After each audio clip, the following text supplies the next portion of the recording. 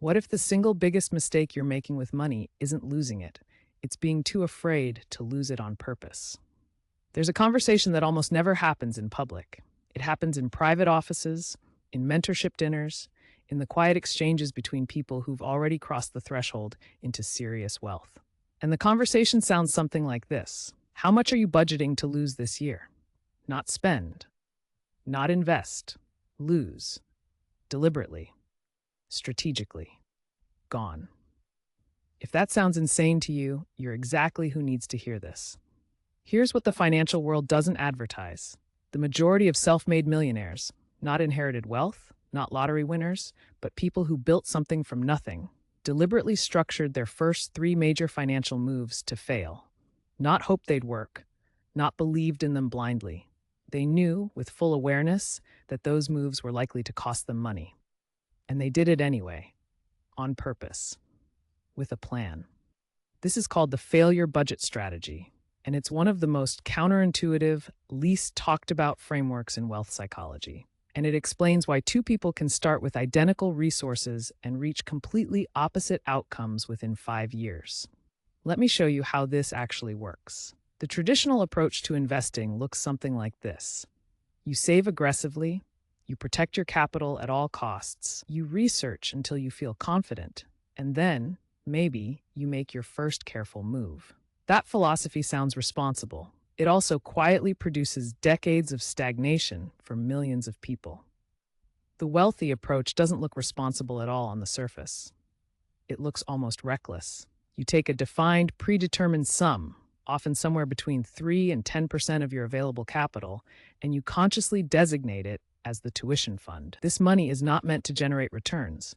It's meant to generate something far more valuable: real-world data, calibrated instincts, and emotional scar tissue that no book, course, or podcast can manufacture. The first loss investment is designed to teach you how you personally respond to risk, not how a rational economic actor responds, not how a textbook says you should respond. How you respond when real money evaporates in real time. Do you panic? Do you freeze? Do you double down emotionally? Do you feel nothing? This is data you cannot acquire any other way. It costs money to learn it, and the millionaires who get ahead fast pay that tuition early and small, rather than late and catastrophically. The second deliberate failure teaches market behavior in your specific niche, whether that's real estate, equities, e-commerce, or private business. Every market has invisible rhythms, social dynamics, and psychological traps that only reveal themselves to participants who've lost something. The outside observer never sees what the burned investor sees. That burned investor, if they're operating within a failure budget, walks away educated rather than destroyed.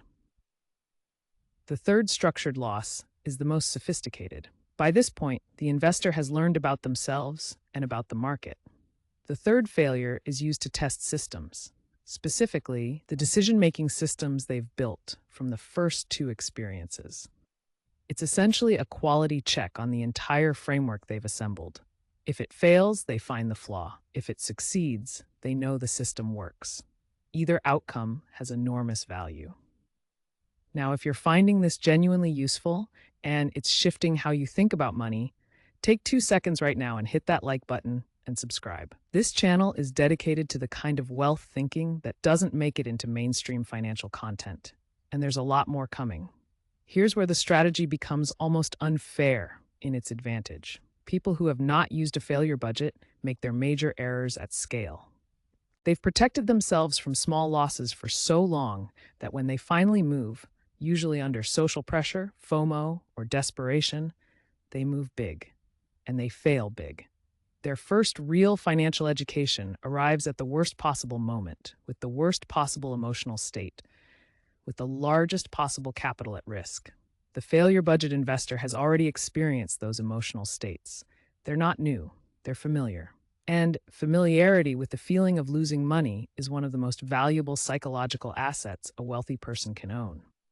Ray Dalio, one of the most successful investors on the planet, has spoken publicly about the devastating failure that became the foundation of his entire methodology. He nearly lost everything in his early 30s. That failure, he said repeatedly, was the most important thing that ever happened to him professionally. He didn't have the term failure budget, but he had the philosophy. The loss became the curriculum. So, how do you actually implement this? You start by separating your capital into three categories: protected capital, growth capital, and tuition capital. The tuition capital is typically the smallest. You do not touch protected capital. You grow growth capital conservatively, and you deliberately, thoughtfully deploy tuition capital into experiments where failure is not only acceptable but anticipated. You document everything: what you felt, what you thought, what the market did, how your reasoning held up under real conditions. You treat each loss like a paid seminar, and you extract every piece of learning available. Then you move to the next one. Over time, something remarkable happens. Your protected capital stays safe. Your growth capital begins performing better because your decision-making is calibrated by real experience. And eventually, your tuition capital starts generating returns. Not because you got lucky, but because you got educated in the only classroom that actually matters. The difference between someone who is permanently afraid of losing money and someone who is strategically comfortable with it is not personality. It's not talent. It's not even knowledge. It's experience bought at a controlled, intentional price. You can keep waiting until you feel ready. You can keep protecting every dollar until the perfect moment arrives. Or you can do what the people ahead of you actually did. Budget for the lesson, pay it early, and let the knowledge compound for the rest of your financial life. The question isn't whether you'll lose money on your journey. You will. Everyone does. The only real question is whether that loss will be structured, strategic, and educational, or whether it will arrive uninvited at full scale with no framework to absorb it. Subscribe now. The next video covers exactly how to calculate your personal tuition budget and which investment categories produce the highest learning to loss ratio. You don't want to miss it.